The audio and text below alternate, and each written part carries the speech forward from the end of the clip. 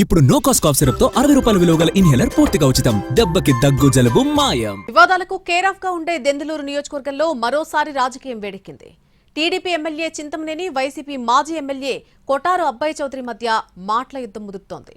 తప్పు చేయకపోయినా తమను వేధిస్తున్నారని మాజీ ఎమ్మెల్యే ఆరోపిస్తుంటే వైసీపీ పాలనలో చేసిన తప్పుడు పనుల లెక్కలు తేలుస్తామంటూ ఎమ్మెల్యే చింతమనేని వార్నింగ్ ఇచ్చారు. ఏలూరు జిల్లా దెందులూరు నియోజకవర్గంలో రాజకీయం రసవత్తరంగా మారింది. రివెంజ్ ఫైట్లు, రిటర్న్ గిఫ్ట్లతో పొలిటికల్ హీట్ పెరుగుతోంది.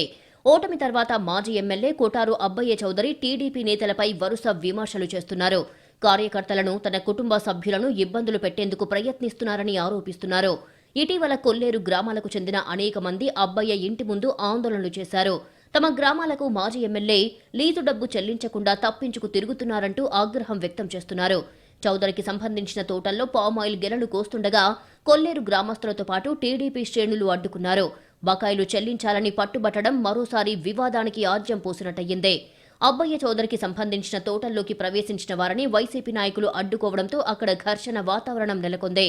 అయితే తన తోటల్లో సాగు చేసిన పామాయిల్ గెలలను కొయ్యనివ్వకుండా టీడీపీ నేతలు అడ్డు తగిలారని కొటారు అబ్బయ్య చౌదరి ఆగ్రహం వ్యక్తం చేస్తున్నారు. కొల్లేరు వాసులకు బాకీ పడిన సొమ్ము లెక్క తేల్చాలి అంటూ డిమాండ్ చేస్తున్నారు. కొట్లాట్లు, గొడవలు, ఈరోజు ప్రైవేట్ ఆస్తుల మీదకి వచ్చి నీ చేస్తున్నటువంటి దౌర్భాగ్యమైనటువంటి పరిస్థితులు, దౌర్జన్యాలు చేస్తూ ఉన్నారు. తప్పకుండా ఇది చూస్తూ అయితే ఊరుకోం. డెఫినెట్గా వైఎస్ఆర్ కాంగ్రెస్ పార్టీ అనేది కుటుంబంగా దీన్ని ఎదుర్కొంటాం. ఇక అబ్బయ్య చౌదరి తోటలపై దాడులు జరిగాయనే విమర్శలపై ఎమ్మెల్యే చింతమనేని వాదన మరోలా ఉంది. గతంలో అబ్బయ్య చౌదరి చేపల చోరీ చేయడంతో ఆయనకు మద్దతుగా వచ్చిన జగన్ అనుచరులు భగ్గుమన్నారు. కొల్లేరుకు వలస పక్షులు వచ్చినట్లు అప్పుడప్పుడు దెందులూరుకు అబ్బయ్య చౌదరి వచ్చిపోతుంటారు అన్న గుసగుసలు వినిపిస్తున్నాయి.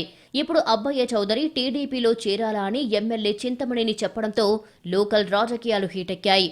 చవటలు, వెధవలు, పాలన చేతగానటువంటి వారికి పదవులు వచ్చినాయి.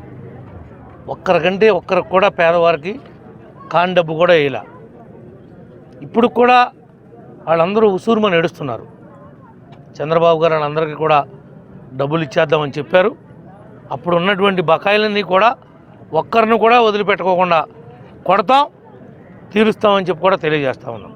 మొత్తంగా దెందులూరు రాజకీయం ఇక మాటల్లేవు, ఓన్లీ యాక్షన్ అన్నట్టుగా సాగుతోంది. స్థానిక పరిణామాలపై ఇరు పార్టీల నేతలు పరస్పరం కేసులు పెట్టుకుంటూ ముందుకు వెళ్తున్నారు.